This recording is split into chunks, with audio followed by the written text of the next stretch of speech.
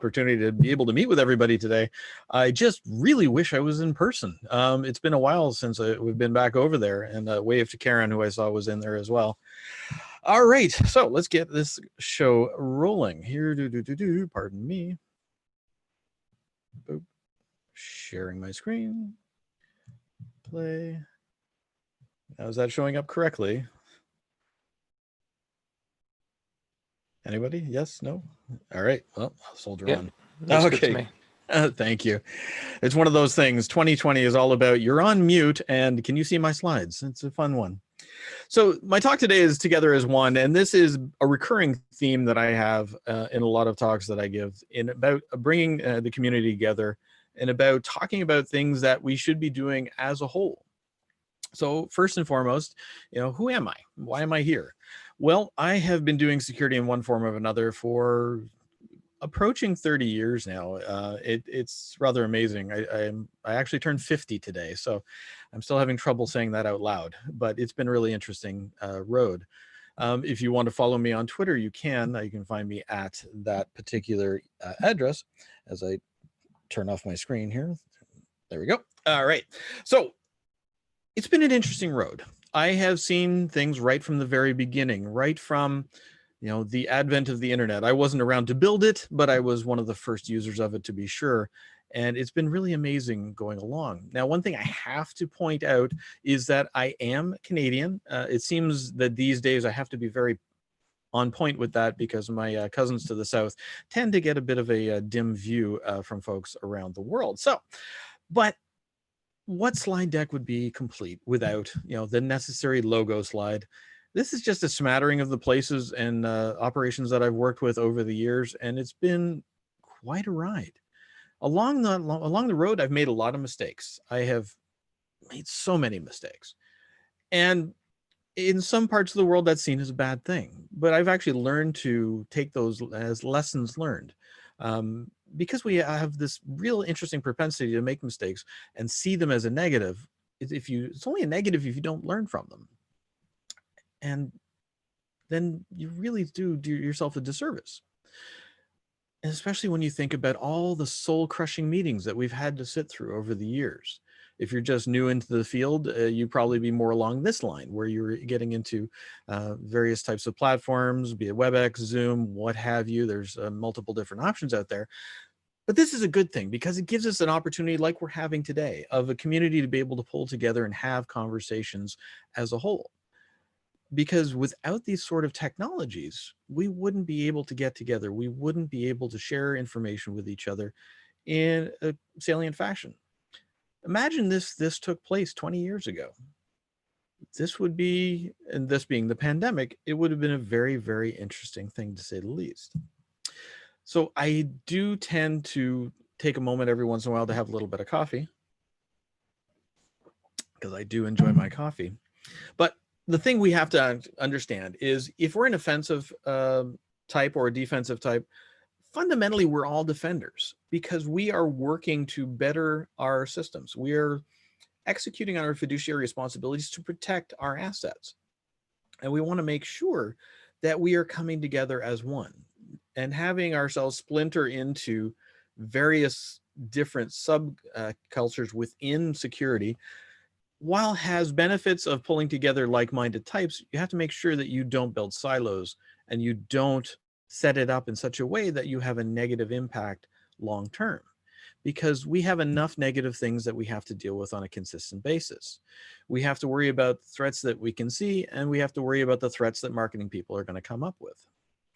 And then we have to take a moment to consider all of the things that we really don't need to be spending a lot of time on. Yes, I understand there are certain applicable technologies like that can be used in a positive way, but this is one of those many that I do have a great deal of problem with, because far too often I see organizations using this as a get out of jail free card, and please may I have some VC money. So back in 1983 was really when I got my start, and this was a weird time because we had, I was very fortunate that my science teacher at the time had a computer in the classroom, and he let my friend and I use it. Within about a week of using it, we were duping video games and selling them to kids in school. Now, not a very above board thing, but it really did pique my curiosity about, security and how we can get into technologies at a greater rate and learn from this and how we can do things better. So it was one of those innate curiosities. And that's one of the things, great things about groups like OWASP that will help build on that innate curiosity. Especially when you consider these days you have all sorts of amazing bits of technology that you can use in order to learn.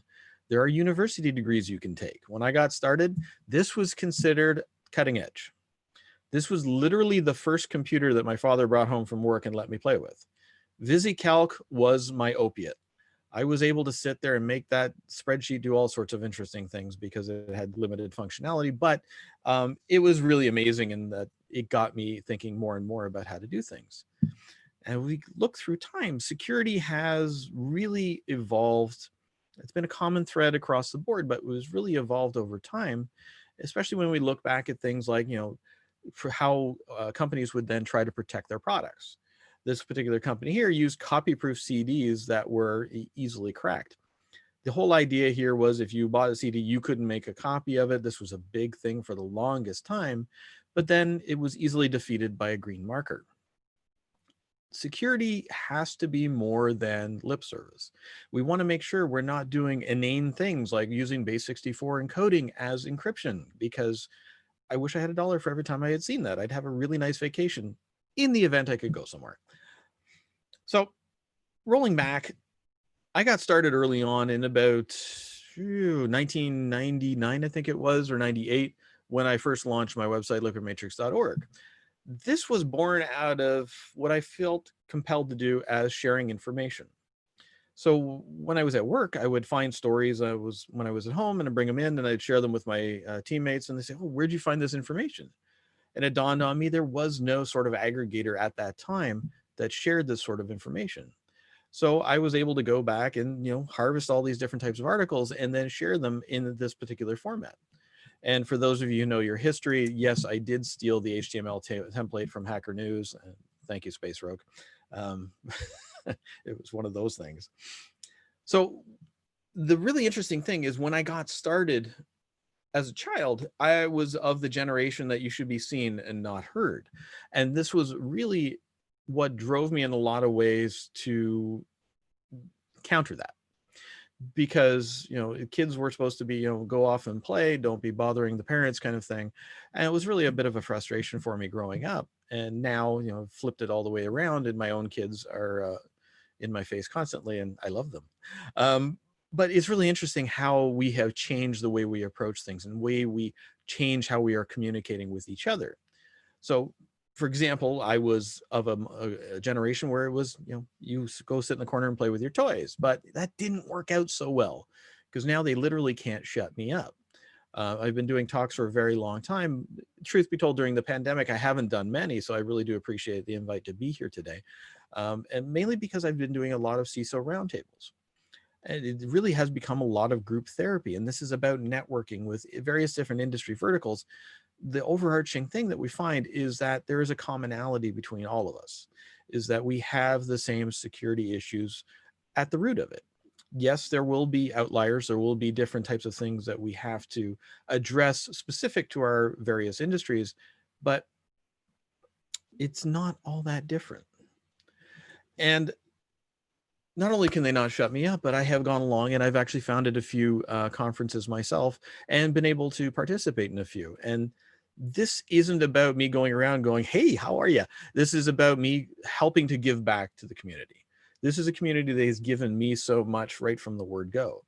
I remember early on in my career of not understanding how things work and going on IRC and things like that and message boards and asking questions. 98% of the time I got a good answer. That other 2%, you got some real interesting characters on the internet, to say the very least. But it was good in that I was able to see this information sharing. I was able to see engagement within our own communities. And this was really refreshing because up until that point, I had never really experienced that. My early days, the internet really wasn't a thing.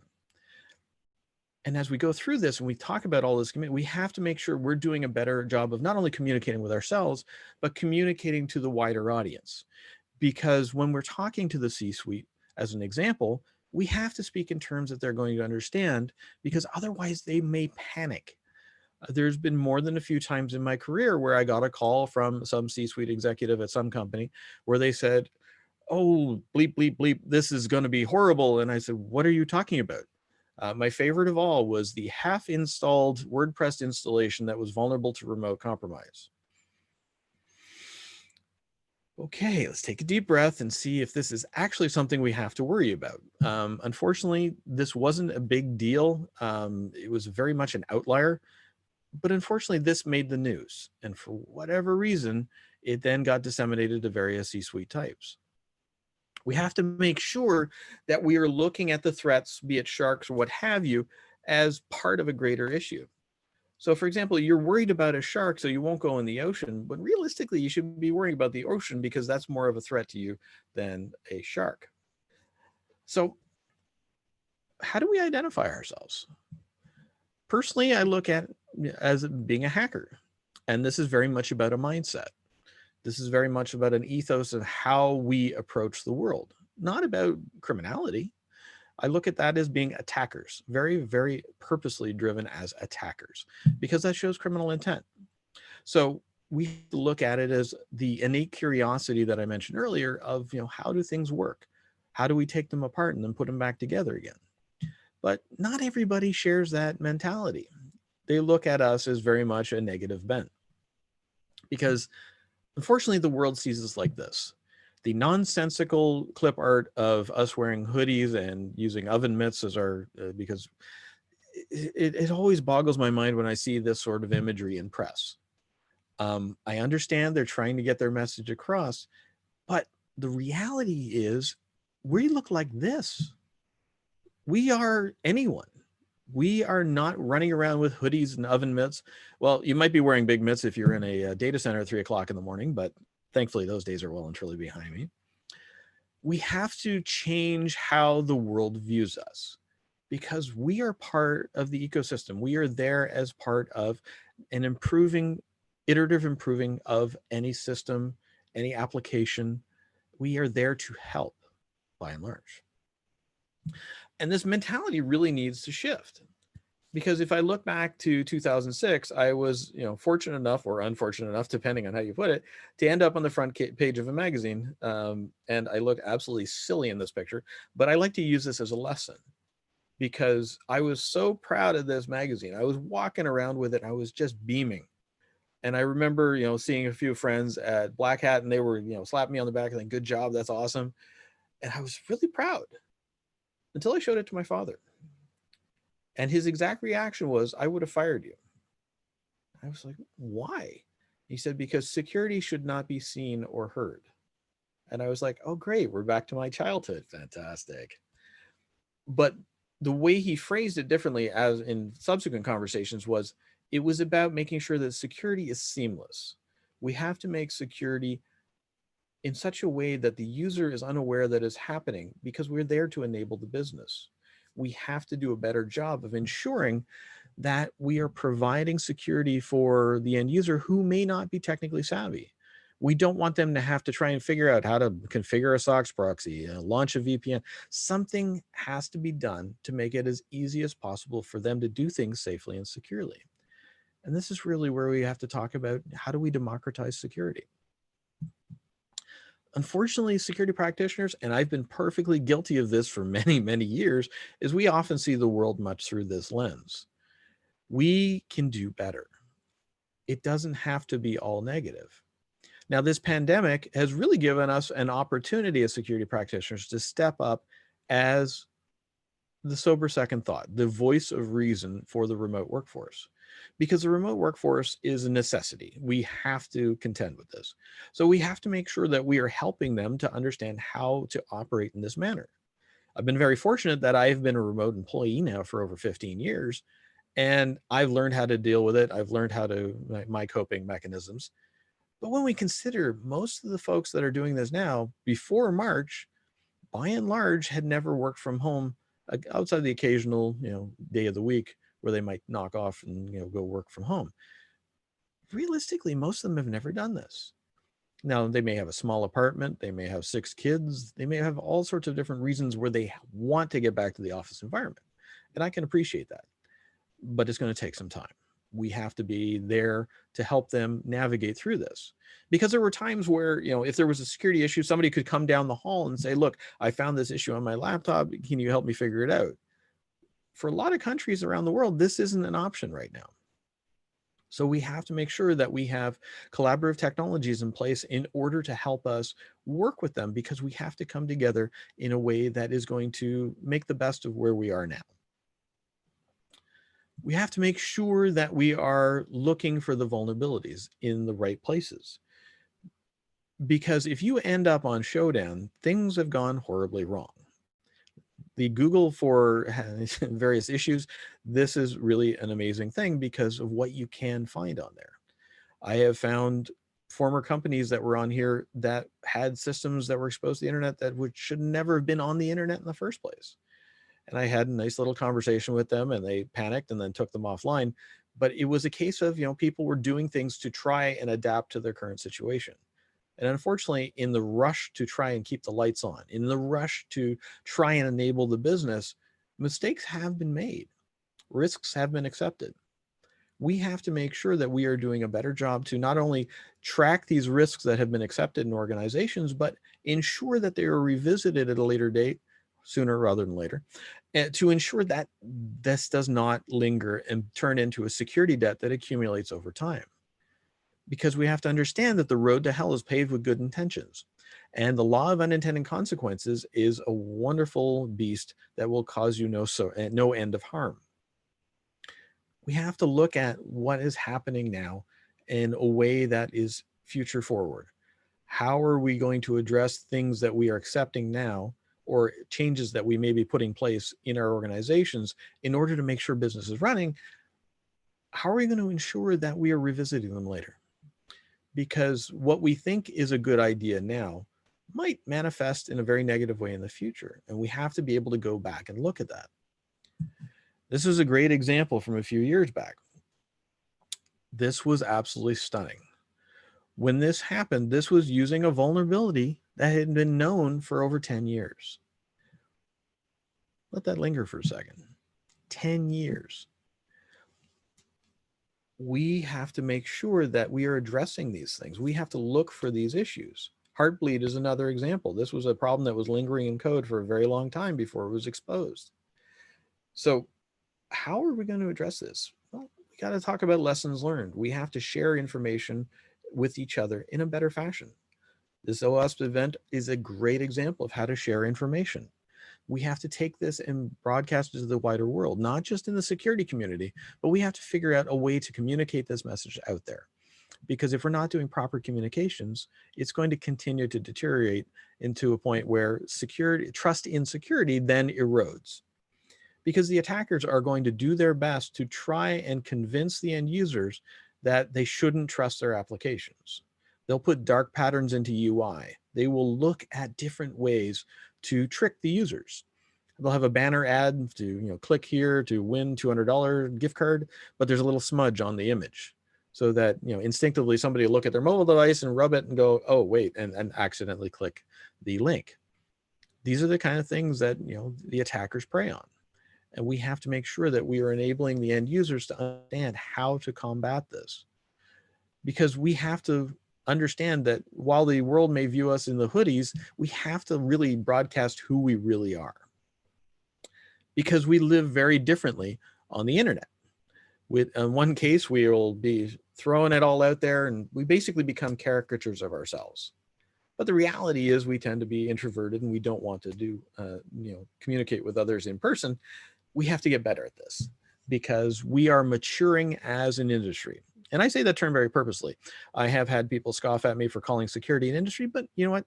I'm going to stick by that, because we are there to protect. We are there to execute on our fiduciary responsibilities. We are there to make sure that the data breaches don't keep happening. Now, this is a great example here. I've been tracking data breaches for a very long time. I started back in about 2012, and this was back out of a sheer morbid curiosity. And I never really understood why they were where they were increasing over time, but they are. And how do we do a better job of mitigating this? A great example is Amazon's S3 buckets. I always love to pick on this one, not because AWS has done anything wrong, absolutely to the contrary.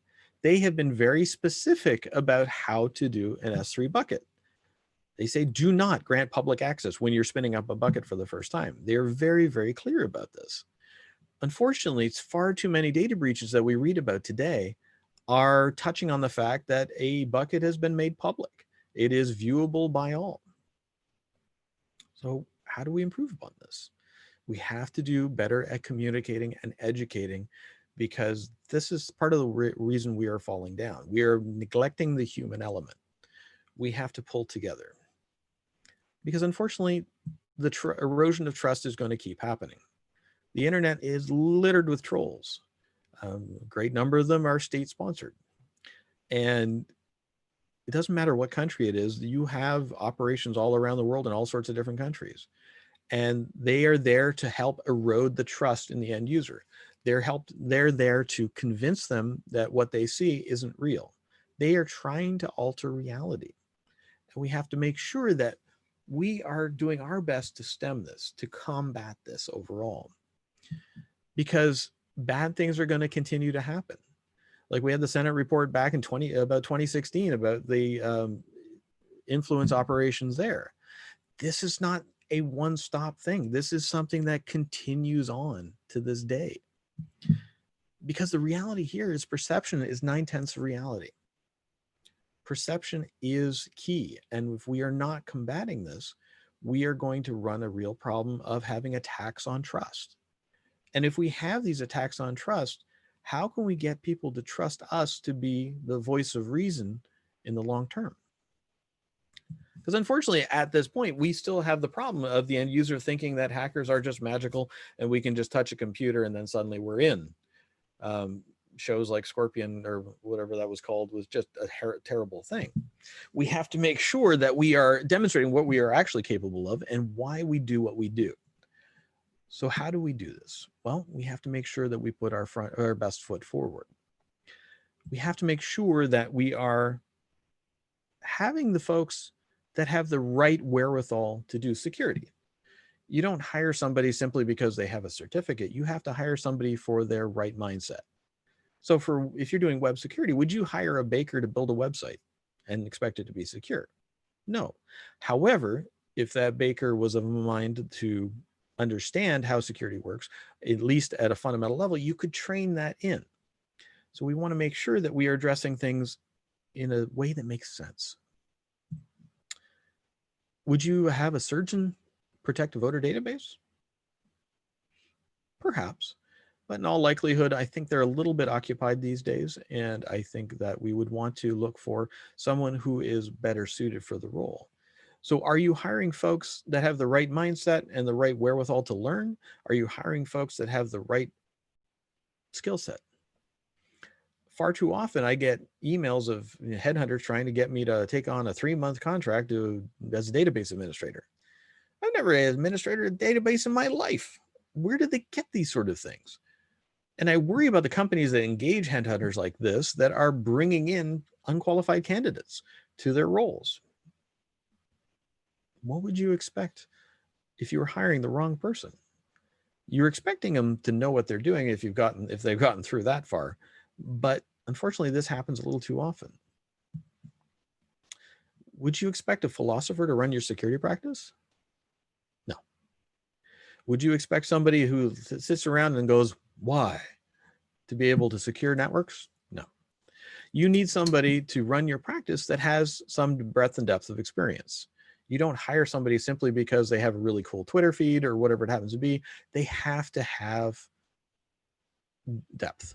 They have to have strength in what they have done. And unfortunately, we've seen organizations that will hire people that are eminently not qualified, although they appear to be. So we want to make sure that we are addressing these sort of things, because bad things are going to keep happening. So we saw the influence peddling operation for the US, but if you go further back, there was the same sort of operation in Mexico back in about 2012. This is nothing new. The only thing that has changed over time is the use of the internet. influencing elections around the world has always been a thing. But now the attackers are getting smarter about how they're going to do that. And then there's different types of systems that they're put in place in order to handle voting that could potentially be compromised, as we've seen with the voting village at DEF CON. There are problems that are being introduced into the ecosystem. And we as security practitioners have to make sure that we are getting loud and on point and on message about why these things could potentially be a problem. Because when you're voting, a paper ballot works. In Canada, we still use paper ballots. Unfortunately, we're now drifting towards scanning devices that are internet connected at times. And so I do worry about that here in Canada. But the problem is we tend to worry about the threats so much that we lose focus. We're sitting there worrying about the sharks in the water, but we're not worried about the wave that's coming. And when we do this for a very long period of time, we arrive at an analysis paralysis. This is not going to help anybody overall. Oh man, for too long, we've been sitting at the kids' table. Security has now gotten to the point where we have reached a stage where they're starting to pay attention to us. Boards and senior management are taking the time to listen.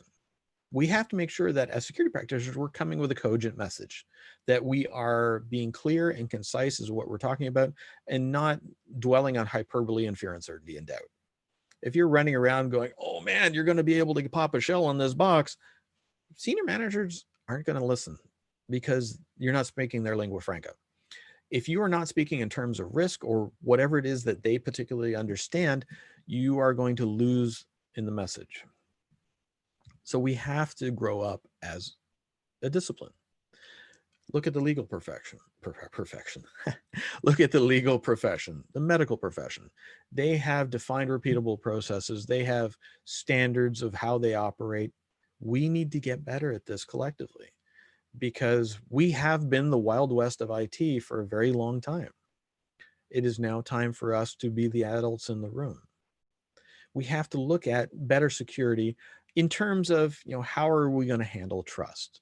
We want to make sure that the trust issue is something that we can tackle because we have been drifting away from a lot of the core fundamentals. If we look back at, patching, patch management, network zone segmentation, user management, device management, all of these things that we've taken for granted over the years that fundamentally we seem to have gotten away from in a lot of cases. We can do better than this. In one organization I worked at quite a few years ago, I remember going in there and on my second day, I asked where the device inventory was. And I was told, in no word of a lie, it's on Frank's computer and he's off on vacation for 2 weeks. The only thing different about that I've changed is the person wasn't named Frank. So their entire asset inventory for that particular company was a spreadsheet that was inaccessible for 2 weeks because this particular person was off on vacation in the Caribbean. We have to make sure that this is not something that we see repeating over and over again. It's really amazing how many organizations still like to cling to their on-premise solutions and look at things like that, where they have the castle wall and the moat, but that's really a deprecated notion. From a security perspective, that has been demonstrably shown as broken for a very long time because the attacker can leverage that sort of perimeter-based security against you as an organization. You want to make sure that the security that you're dealing with is you're tackling the perimeter from the perspective of anywhere an access decision is being made, be it through a web application, be it through a VPN, be it through whatever it happens to be. We want to make sure that that is seen as the perimeter. We have to make sure that we are giving the proper amount of consideration to trust, because trust is something that we need the end users to understand, and we have to enforce it in a positive sense. Because when we look at dark patterns and the way attackers like to trick the end users, over time that trust then becomes eroded. But we can do better than this. We can build a bridge to a better security landscape. And a lot of that really does start with our community. And when you're building up a community like we see with OWASP and various other types out there, you are building a sense of community to pull together and lean on each other and able to share information. The question then is, how do we take it beyond that so that we're getting to a wider audience. Because it's fantastic that we have the community, but we have to look to the future of how we improve upon that.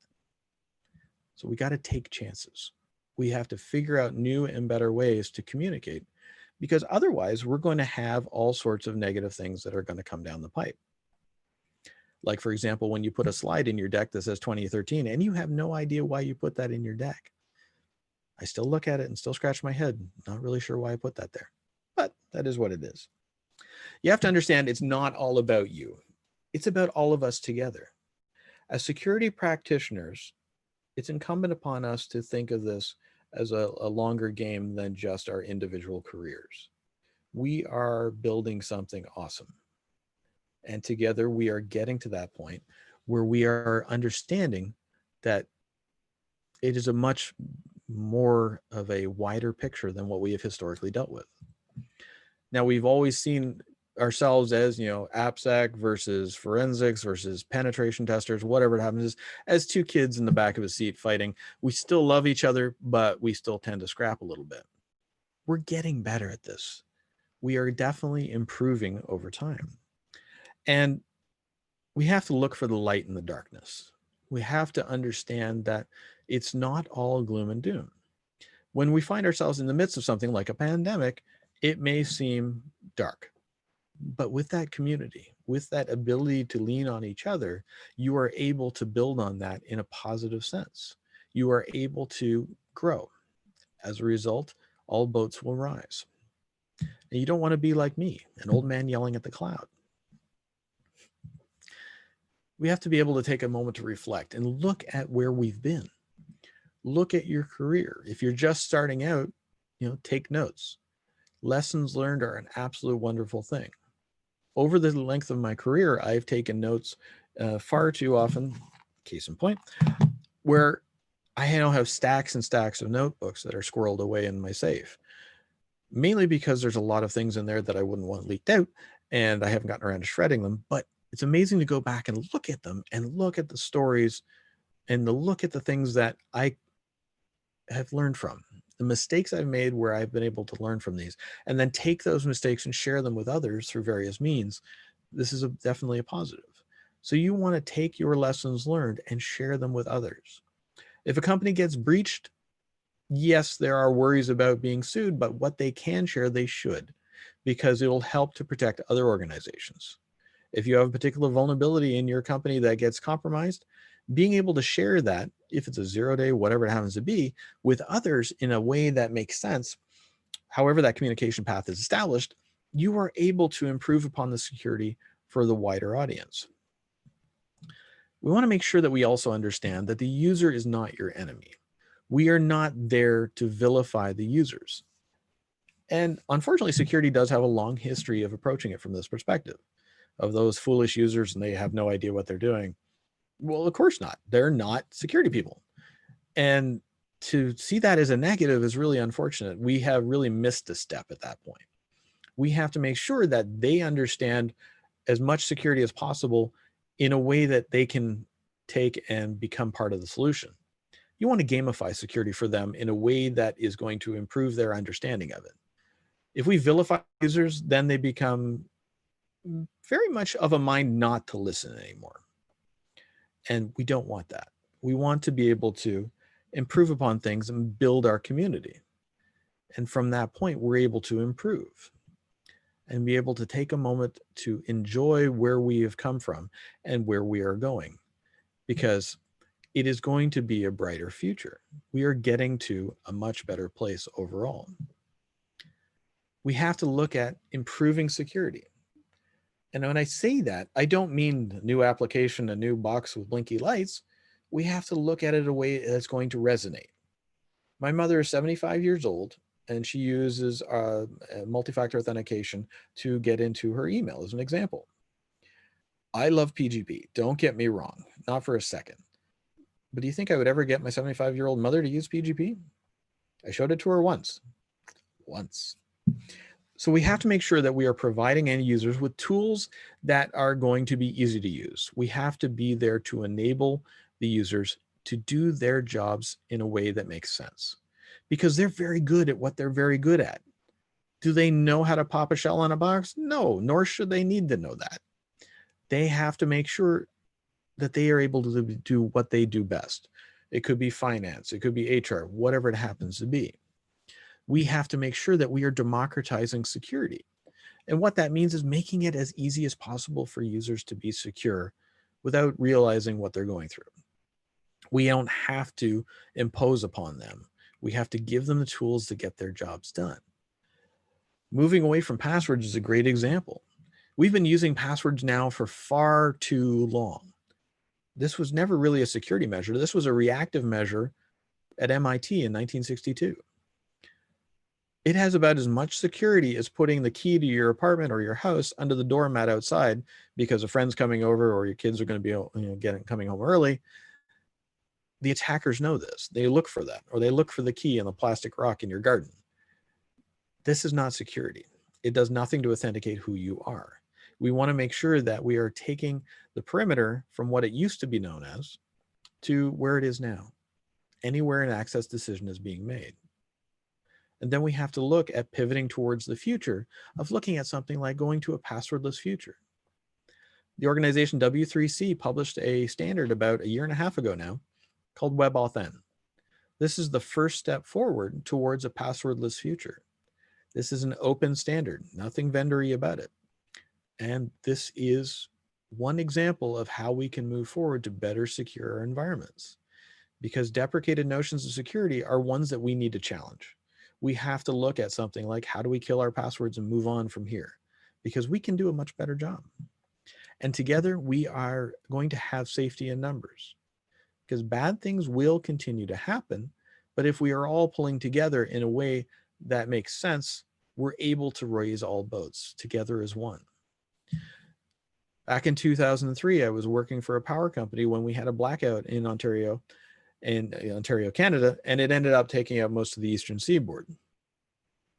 This wasn't an attack. This was flaky software that went completely insane.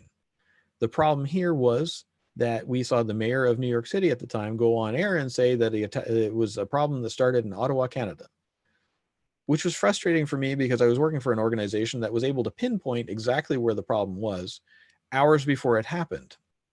And the company in question, we've talked to them and said, look, your systems are flaking out. Something bad is going to happen. And they said, no, it's fine. And they ended up hanging up on us. Not too long after that, all the systems went down and they took most of the Northeast out of commission. We need to make sure that the communication paths are there. And assuming that you're right doesn't mean that you are. So you may have to be able to ask the questions and challenge your perceptions. Vulnerabilities are going to keep coming. I've been very fortunate that I've been able to do research back years ago where I found all sorts of different issues in all these different companies. And all of them did a fantastic job of remedying this. And they were able to share that information to the wider audience, so make sure that everyone was protected. This was a great example repeatedly of how to improve security. Another way to look at it is the possibility of dealing with bug bounties. Your mileage may vary, but look at it as a piece of a wider conversation of being able to implement a gig economy in a way that makes sense. There are so many folks out there that are willing to test. If you're able to engage with the community and make sure that they're sharing the information with you and they're not of a negative bent and sharing it with the Jerusalem Post on the front page because your site got popped, you have to understand that this is a good way to improve things. Just one of many different types of examples. And you have to understand that there really are no bad ideas. 10 years ago, bug bounty, I never thought this would be a thing. In retrospect, I'm glad to say that I was wrong. Remember, at some point in their career, somebody stood at the front of a room and pitched a movie about sharks in a tornado. There really are no bad ideas. I got nothing there. We have to grow from here. We are doing a great job. We have to appreciate that. We have to look at our community and realize this is where we draw strength. This is where we can improve. We are able to do a much better job going forward, and we are able to rise together as one because that's the only real option we have available to us. I would like to thank everyone for listening today. I really do appreciate the opportunity to be here. Thank you to Shira and the entire OWASP AppSec Israel team. And it is just, I absolutely love that I was able to do this. Really, really, I wish I was there, because there's this really great restaurant that has awesome hummus there that I miss desperately. Thank you, Deb, for coming. We had a great time listening to you and learned a lot of new things, and hope to see you next year in Tel Aviv. As do I. Thank you. Thank you, everyone, for being with us today, and see you all sooner than next year, I believe. Bye-bye. Cheers. Thanks so much, Dave. Thanks so much, everyone. Thank you.